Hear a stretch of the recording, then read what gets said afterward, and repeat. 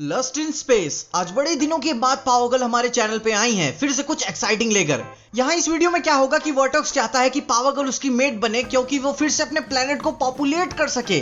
बाप रे, दो जन मिलके पूरे प्लेनेट को पॉपुलेट करेंगे। पावरगर्ल का रिएक्शन क्या होगा देखना तो पड़ेगा। क्या वो वर्टॉक्स से मीटिंग के लिए तैयार होगी या नहीं, जानने के लिए वीडियो पूरी जरूर देखें। और उससे पहले हेलो एवरीवन, मैं हूँ पीजे और आप देख रहे हैं पीजे एक्सप्लेन। तो हम सीधे मुद्दे वाली बात करना शुरू करते हैं और ये कॉमिक आती है 2009 की पावरगर्ल इशू 7, जहां वर्टॉक्स सबसे पहले दिखता है अपना इंट्रोडक्शन देते हुए। वर्टॉक्स दी हाइपरमैन। उसके प्लेनेट वेलरॉन पे हो जाता है हमला स्पेस पायरेट्स के थ्रू, और जहां वो मैदानी लड़ाई लड़ चुका था, एक स्पेस पायरेट मरते मरते वर्टॉक्स को ये बात बताता है कि तुम हार चुके हो, हमारी हंट्रेस सिटी के बीचों बीच कॉन्ट्रासेप्टिव बॉम्ब फोड़ने वाली है। वर्टॉक्स भागते भागते सिटी की तरफ जाता है, मगर तब तक के लिए बहुत देर हो चुकी थी। वो देखता है कि लोग मरे नहीं हैं, तो वो अपने ऑफिसर्स को साइंस काउंसिल में बुलाता है और लोगों पे टेस्ट करना चालू कर देता है। कई दिनों के लगातार टेस्ट के बाद ये बात पूरी तरीके से कंफर्म हो जाती है कि उसका पूरा का पूरा प्लेनेट स्टेरिलाइज हो चुका है। मतलब कि प्लेनेट वेलरॉन का कोई भी शख्स अब बच्चे पैदा नहीं कर पाएगा।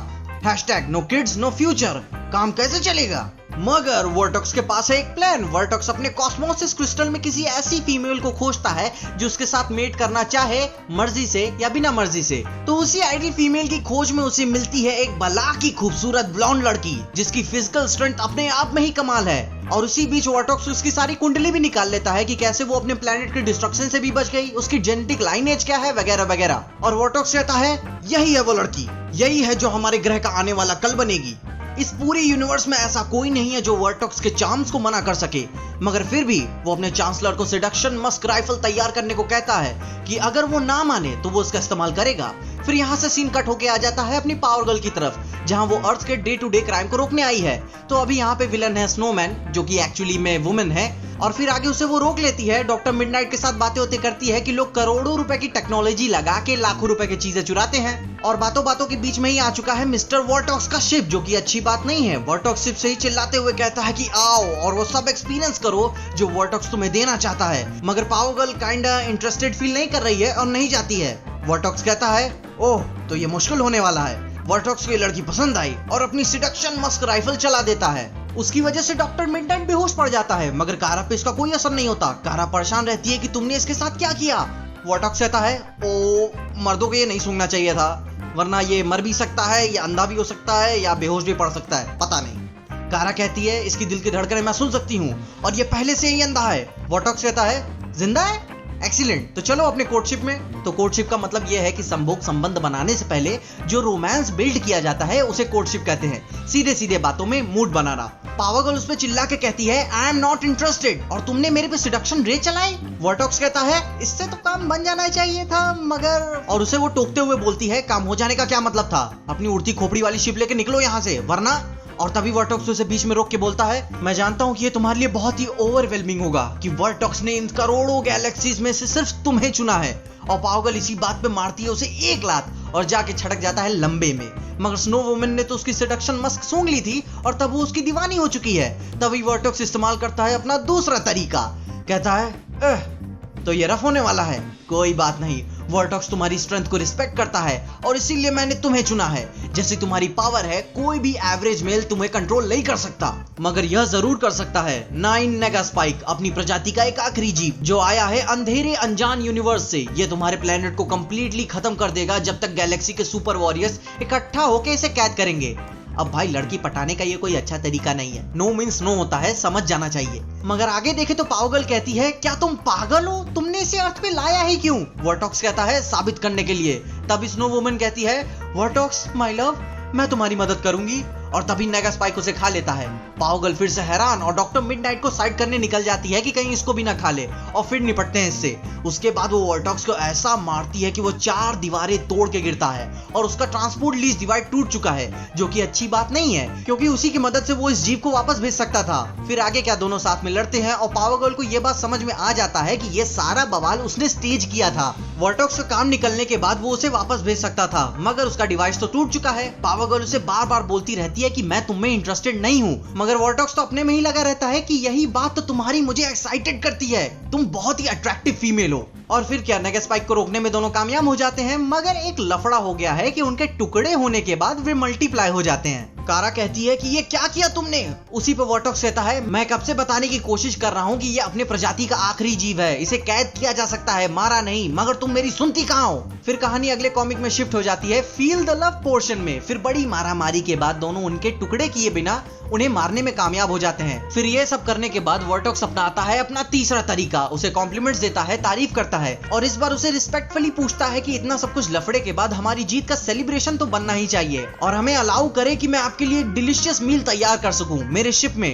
एंड फॉर श्योर इतने एक्सटेंसिव बैटल के बाद आपको नरिशमेंट तो चाहिए ही होगी। पावगल उसे मुंह पे ही मना कर देती है कि मुझे खाना नहीं खाना है, मगर फिर भी अगर तुम प्रॉमिस करो मेरी ड्रिंक में कुछ ऐसा वैसा नहीं मिलाओगे जिससे तुम्हारा काम हो जाए। वर्टॉक्स हंसते हुए कहता है, नहीं नहीं नहीं, मेरे पास औरतों के लिए बहुत इज्जत है, मगर तुम सजेस्ट करती हो तो हम कुछ केमिकल रोमांस वाला सोच सकते हैं। अरे यार, ये भोसड़ी वाला मानेगा नहीं। कारा बोलती है कि तुम जब से अर्थ पे आए हो मुझे ऑब्जेक्टिफाई कर रहे हो, तुम्हें क्या लगता है कि तुम्हारी माचो पर्सनैलिटी देख के मैं तुमसे लिपट जाऊंगी जैसे तुम्हारे प्लेनेट की औरतें तुमसे लिपट जाती हैं। वर्टॉक्स परेशान होकर कहता है, सही में यार, मैं आज तक कभी ऐसी लड़की से नहीं मिला। बाय द वे, मैं अपने तरीके से अपोलोजाइज करना चाहता हूँ। कारा कहती है, ओके, खाने में क्या है। फिर आगे दिखते हैं दोनों शिप में। वर्टॉक्स पूरा तैयार होकर माहौल बना चुका है और कारा उसे देख के हैरान हो जाती है कि ओ माय गॉड, प्लीज जाके कुछ और कपड़े पहनो वरना मैं महीनों तक खाना नहीं खा पाऊंगी। वर्टॉक्स कहता है, मगर ये तो हमारे प्लेनेट का फॉर्मल इवनिंग वेयर है। कारा कहती है कि अभी तुम मेरे प्लेनेट पे हो तो प्लीज जाके कुछ और कपड़े पहनो।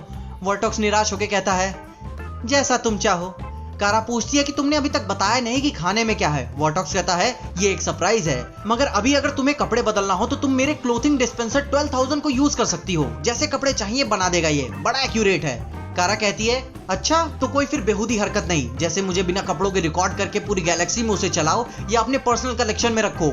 वर्टॉक्स हंसते हुए कहता है, अच्छा तो लगता है मुझे वो फंक्शन बंद कर देना चाहिए। फिर कहती है कि कोई ताका झाकी भी नहीं। वर्टॉक्स कहता है, एब्सोल्युटली नहीं करूंगा, मैं किचन में ही रहूंगा। और जब तक वर्टॉक्स खाने बनाने की तैयारी करता है, पावरगर्ल रेडी होके आती है और उसे देख वर्टॉक्स खोसा गया है। पूरे कायनात में मैंने तुमसे खूबसूरत चीज आज तक कोई नहीं देखी। और पीछे उनका खाना जल चुका है। अब तो लफड़ा हो गया, अब खाना क्या खाएंगे। अबे अर्थ पे हैं यार, खाने की कमी थोड़ी ना है। तो वहां से कारा पिज्जा ले लेती है। वर्टॉक्स पिज्जा खाकर खोस गया है और ये पूछता है, ये गोल गोल चीज क्या है। पावगल कहती है, पेपरोनी। और क्या तुम्हारे पास ये गोल्ड वाइन और है। और वाइन पीते पीते कहती है, अच्छा बताओ बात क्या है, तुम शादी करने के लिए इतने बेताब क्यों हो। वर्टॉक्स कहता है, मैं शादी नहीं करना चाहता, मैं दोबारा शादी थोड़ी ना कर सकता हूँ। कारा कहती है, क्या तुम शादीशुदा हो, तुम ऐसे आदमी निकलोगे मुझे पता नहीं था, मैं तुम्हारे लिए फील करने लगी थी। और वर्टॉक्स कहता है, हाँ ये बात सच है कि मैं शादीशुदा हूँ, मगर मेरी बीवी की हत्या कर दी गई थी। कारा फिर माफी मांगती है कि ओ सॉरी, मुझे पता नहीं था। वर्टॉक्स कहता है, मैं उसे अपनी जिंदगी से भी ज्यादा चाहता था, मेरे दिल में उसके लिए जो जगह है वो कोई नहीं भर सकता जब तक मैं तुमसे नहीं मिला। कारा कहती है, ओ हो आराम से चलो, मैं जानती हूँ कि तुम मेरे लिए आए हो, मगर हम दोनों एक दूसरे के लिए सही नहीं है। वर्टॉक्स कहता है, मैं जानता था, मैं ही पागल हूँ, तुम्हारा भी टाइम वेस्ट किया, मेरा भी किया और अपने लोगों का भी किया। कारा कहती है, ओके बट तुम मेट करने के लिए इतने डेस्परेट क्यों हो। फिर वो बताता है कि कैसे कैसे उसके साथ क्या हुआ, उसका पूरा प्लेनेट स्टेरिलाइज हो गया, कोई बच्चे नहीं तो कोई फ्यूचर नहीं प्लेनेट का, लोग खत्म हो जाएंगे वगैरह वगैरह। कारा कहती है कि तुम्हें क्या सीरियसली लगता है कि मैं तुम्हारे पूरे प्लेनेट को रिपॉपुलेट कर सकती हूँ। वर्टॉक्स कहता है, जैसा तुम्हारा फिजिकल स्टेमिना और स्ट्रेंथ है, आई अज्यूम यस। कारा कहती है, भले ही मेरे पास सुपर पावर्ड बॉडी पार्ट्स हों, मगर सुपर हीरोइंस की भी कुछ लिमिट्स होती हैं। वर्टॉक्स कहता है, ओ माय गॉड, मुझे शर्म आ रही है, दिस इज ऑकवर्ड, हमारे प्लेनेट पे सदियों से किसी ने वो नहीं किया। कारा कहती है, वो। फिर वर्टॉक्स बोलता है, हाँ वही, तुम समझ रही हो, फिजिकल स्टिकी स्टफ। कारा कहती है, क्या माइटी वर्टॉक्स ब्लश कर रहा है। वर्टॉक्स कहता है, ऑफ कोर्स नॉट, वेलेरॉन्स ब्लश नहीं करते और हम इन सब चीजों से काफी ऊपर उठ चुके हैं, अब हम पुराने रिप्रोडक्शन के तरीके को यूज नहीं करते। तो कारा पूछती है कि मैं एग्जैक्टली तुम्हारे प्लेनेट के लिए कैसे हेल्पफुल हूँ। और तब वर्टॉक्स उसे दिखाने ले जाता है अपना फर्टिलिटी रूम कि कैसे इस मशीन से तुम लोगों को फर्टिलाइज कर सकती हो, लेकिन इसमें हमें तुम्हारी जरूरत पड़ेगी, तुम्हें बस इसे एक बार टच करना होगा। कारा हैरान रहती है कि बस टच करना होगा, कोई फिजिकल कॉन्टैक्ट नहीं, कोई कपड़े उतारना नहीं, कुछ नहीं। वर्टॉक्स कहता है, हाँ अब अगर तुम वो भी चाहती हो तो कर सकती हो, अगर तुम्हारा मन हो तो। ये कोई ऐसी चीज नहीं है कि फर्टिलाइज होने के बाद पूरा प्लेनेट के लोग तुम्हें मॉमी मॉमी चिल्लाने लगेंगे। ये एक स्पिरिचुअल रीबर्थ है। जैसे तुम इसे एक बार छूओगी, एक प्रेग्नो रे हमारे प्लेनेट पे जाके सब कुछ ठीक कर देगी। तुम्हें टेंशन लेने की कोई जरूरत नहीं है। और कारा उस ग्लोइंग एग को छू देती है और काम हो जाता है। और पता नहीं मुझे पर्सनली क्यों बुरा लग रहा है कि लोगों को प्रेग्नेंट करना इतना आसान हो गया है। काम होने के बाद वर्टॉक्स कहता है, वेलेरॉन वासी तुम्हारा एहसान कभी नहीं भूलेंगे। कारा कहती है, तो क्या हो गया? और वर्टॉक्स कहता है, हाँ तो अब हमें और आगे बढ़ना चाहिए। और तभी हमें दिखता है कि पावर गर्ल ने वर्टॉक्स को ऐसा मारा कि वो शिप से बाहर फेंका गया। अब दिखाया तो नहीं गया है, मगर मैं श्योर हूँ कि उसने कुछ ऐसी हरकत की होगी जो उसे पसंद नहीं आई होगी। कारा कहती है, तुम्हें अपने क्लास, मैनर्स और कपड़ों पे ध्यान देना चाहिए, मगर परवाह किसको है, और अब मेरे यूनिवर्स से चले जाओ। और अब वर्टॉक्स उसे एक आखिरी बार थैंक यू कहता है, सीरियसली।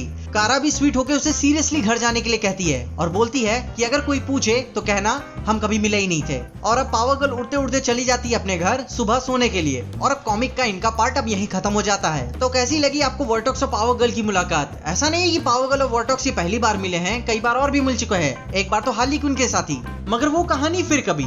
और अगर आपको इन कॉमिक्स की कहानियों के बारे में और घुस के डिटेल में जानना है तो प्लीज इन कॉमिक्स को खरीद के पढ़िए, वरना ऐसे ही मेरी वीडियोस का इंतजार करिए। और भी सरप्राइजेस हैं। आपको कैसी लगी इनकी मुलाकात? अगर आपको वर्टॉक्स और पावर गर्ल के बारे में और कहानियां जाननी है तो कमेंट्स में उसके बारे में मुझे जरूर बताएं। और इसके अलावा अगर आपको इस वीडियो में देखे कुछ भी अच्छा लगा, खुशी हुई या मजा आया तो लाइक मार दो इस वीडियो को। इस चैनल पे नए आए हो, कहाँ थे तब से यार, सब्सक्राइब मार दो। और ज्यादा ही अच्छी लग गई तो अपने दोस्तों शेयर भी कर देना। मेरे इंस्टाग्राम, ट्विटर और टिकटॉक हैंडल्स भी आपको नीचे डिस्क्रिप्शन में ही मिल जाएंगे। तब तक के लिए देखते रहिए पीजे एक्सप्लेन।